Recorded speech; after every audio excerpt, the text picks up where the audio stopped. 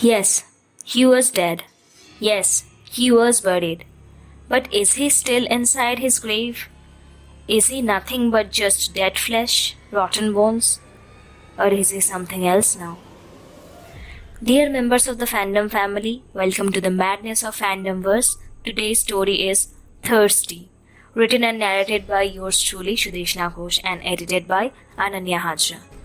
This story is a bit, well, I won't say more, let's dive in. He was tired. His whole body, mind was occupied by a variety of thoughts, which were of no use now, which made him suffocate even in an airy room, and his mind was restless. He just came back from the funeral of Sean Moran. This is the fourth death in the Moran family, him being their family physician. He is the most famous doctor of this little town, and just like the Moran house, he is respectable among other reputed houses here. But 4 people have died in the same family in the last 2 months, all by anemia as it seems. But it's not anemia. He is sure of that. It is more like someone is extracting a large amount of blood from their bodies and pushing them towards their death. It's the same every time with Sean, his sister Daisy, their mother, and their uncle Ryan Moran. Every day he used to visit them, and every day he had to see them getting weaker and thinner than the day before. He was feeling helpless.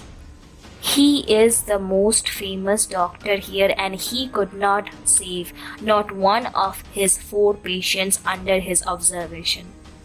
None of his medicines worked, none of his ideas were good enough, and this is the 4th funeral in the same family. He is sitting there with his head buried in between his own fingers, self-deprecating as a distraction to grieving his friend's death, when he hears a knock.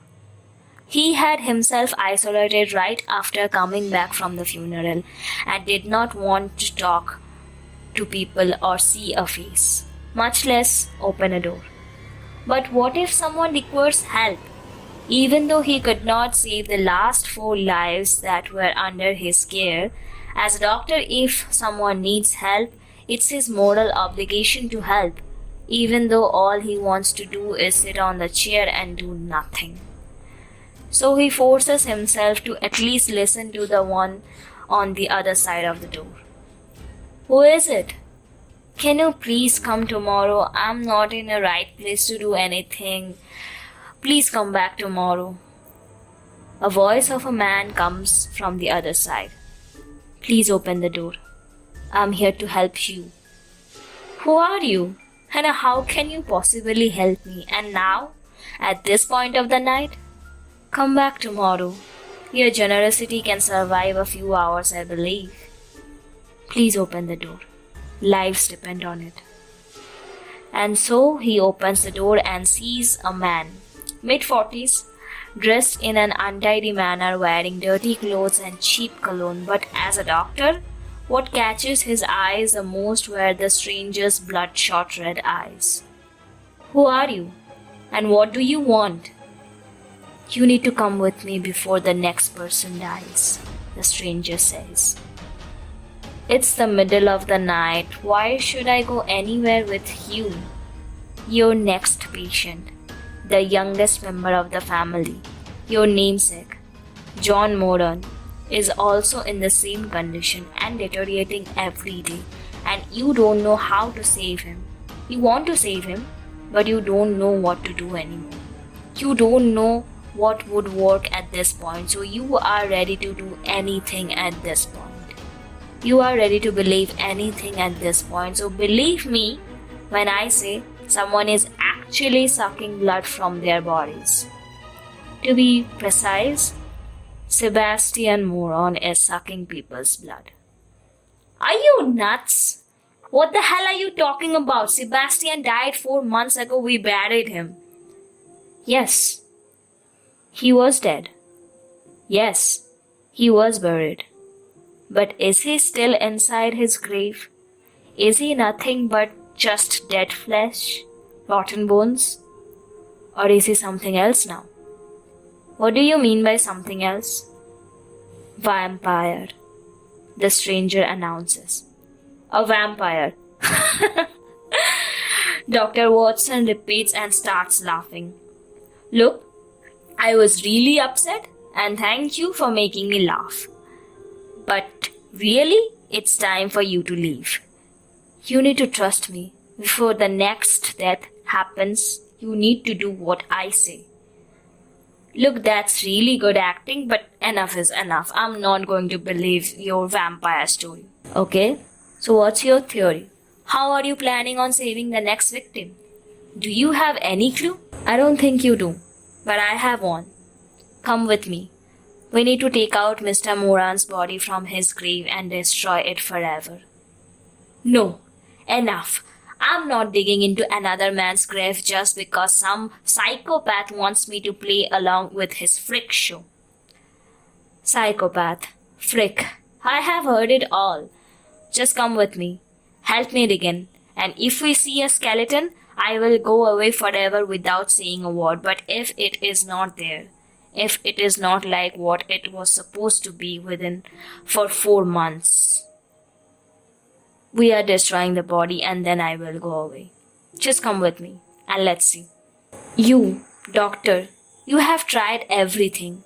Let's try this too. One last thing. Why not? Your friend would have tried everything if he were here. He would have said, if you eliminate the impossible, whatever remains, however improbable, is the truth. So let's go out and dig in and find out the truth. 2 men digging out a 4-month-old grave in the middle of the night in a lifeless graveyard. One is irritated, not knowing what else to do, and the other one is looking more comfortable in his own skin.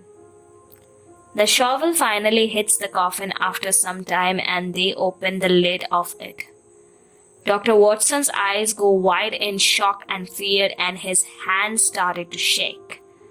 He is finding it difficult to believe what he is seeing with his own eyes, with each second passing. The other man holds his hand firmly. Hold yourself. We have to finish what we have started before anyone sees us. But how is this possible? Dr. Watson's voice shakes in fear. Not a single sign of breakdown in the body. It's totally fresh, like he's sleeping in here. Not just lying dead, sleeping. A peaceful sleep. How is this possible? Sucking other people's blood is what is keeping him this way. We need to destroy this body before he wakes up from his perfectly peaceful sleep and sends us into one. Help me with the kerosene and let's set the body onto fire. Fast.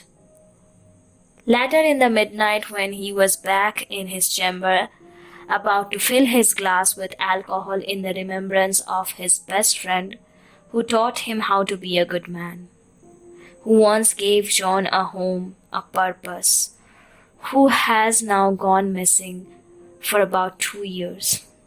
Sherlock, where are you? I want to see your face when I tell you about vampires being real. Clearly you would not believe me, but I would take any reaction you would give. Just come back home. His phone and the calling bell starts ringing at the very moment. He answers the phone and walks towards the door. Someone says something from the other side of the phone which make John's eyes go wide and freezes midway opening the door. How? How is this possible? The calling bell is still ringing. John Moran? How is this possible? He disconnects the phone. The doorbell rings for the 3rd time. But I did everything. I burnt the body. If the vampire was not Sebastian, then who? John says, maybe I can explain. Someone from outside the door speaks in the deep baritone, a voice John could identify within a heartbeat. John opens the door in a heartbeat. Sure. His stops midway, watching his best friend in front of him shedding the skin of a man John had met earlier that night, like an outward.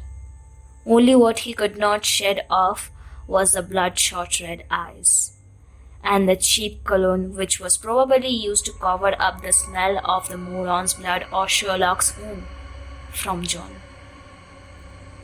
I had to. I was starving. Sherlock weakly falls on the floor.